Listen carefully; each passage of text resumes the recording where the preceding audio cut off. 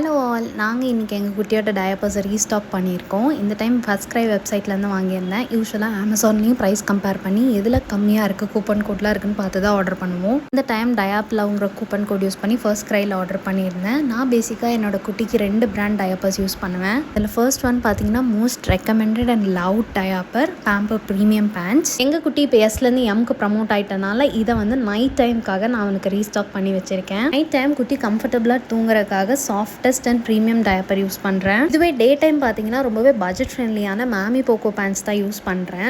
Because day டைமில் நிறைய urine போவாங்க, சில டைம் ஸ்டூல்ஸ் ஆய் கூட போயிடுவாங்க. ஃப்ரெஷ்ஷாக அப்போ தான் டயப்பர் மாற்றி விட்டுருப்போம், ஆய் போயிடுவாங்க. ஆய் போனால் நம்ம டயப்பர் சேஞ்ச் பண்ணி தான் ஆகணும். ஸோ அதனால் பட்ஜெட் ஃப்ரெண்ட்லி ஆப்ஷன் இன் டே டைம். ஒரு டே டைம் பார்த்தீங்கன்னா நான் மோஸ்ட்லி அவனுக்கு கிளாத் தான் யூஸ் பண்ணுவேன். வெளியில் போனாலோ இல்லை தனியாக பார்த்துக்கிறேன் அப்படிங்கிற பட்சத்தில் மட்டும்தான் டயப்பர்ஸ் யூஸ் பண்ணுவேன். இதுலேயுமே எம் சைஸ் 74 பீசஸ் வாங்கியிருந்தேன். இது ரெண்டுக்குமே நிறைய ப்ரைஸ் டிஃப்ரென்ஸ் இருக்குது. Pampers per piece 13 to 14 rupees வரும். இதே மேமி போக்கோ 9 to 10 rupees தான் வரும். எனக்கு பர்சனலி இந்த பேம்பர் ப்ரீமியம் பேண்ட்ஸ் ஏன் பிடிச்சிருக்குன்னா அதில் வெட்னஸ் இண்டிகேட்டர்னு ஒரு ஆப்ஷன் இருக்குது. பார்த்தீங்கன்னா யூரின் போக போக அந்த எல்லோ லைன் ப்ளூ லைனாக மாறிட்டே வரும். ஸோ தட் ஹெவி ஆகிறதுக்கு முன்னாடி நீங்கள் அதை பார்த்து ரிமூவ் பண்ணி வேறு நியூ டயப்பர் மாற்றிடலாம். இது இல்லாமல் மித்த எல்லா ஃபீச்சருமே ரெண்டுலேயுமே ஒரே மாதிரி தான் இருக்கும். சாஃப்டாக இருக்கும் உள்ள, அண்ட் போட்டுக்கிறது நல்லா எலாஸ்டிக்காக விரிஞ்சு கொடுக்கும். லீக் ஆகாத மாதிரி எக்ஸ்ட்ரா உள்ளே வந்து ஒரு லைன் மாதிரி வரும். மேமி போக்கோ பேண்ட்ஸ்லேயுமே கோகோனட் ஆயிலோட குட்னஸ் இருக்குது. ஃப்ரண்ட் அண்ட் பேக் இண்டிகேஷன்ஸ் கொடுத்துருப்பாங்க.